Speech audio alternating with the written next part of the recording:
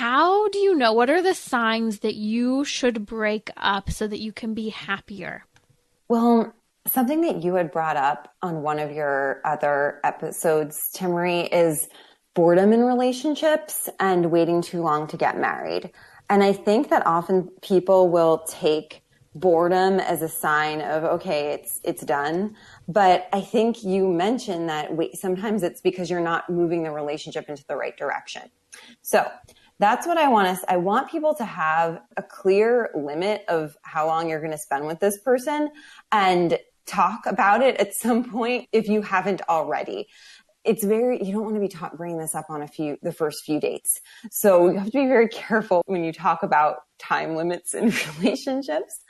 But it's important to see, and obviously if you're not sleeping together, that's probably the most important thing not to do in order to clearly discern whether this person is right for you.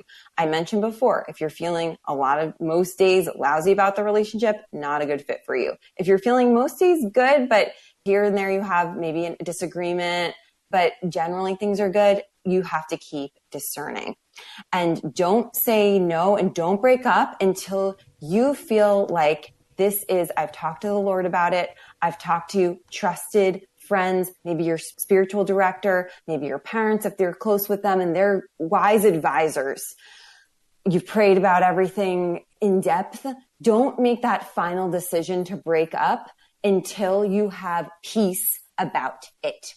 And if you're not peaceful in the relationship, that's the first sign that you should be discerning whether it's the right relationship for you.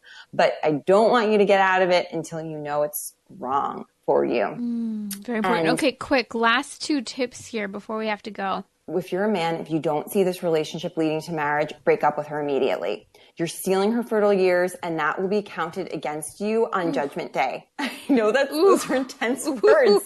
But Can you just repeat that? Because I think a lot of women are appreciative of that, and a lot of men don't think about that. How?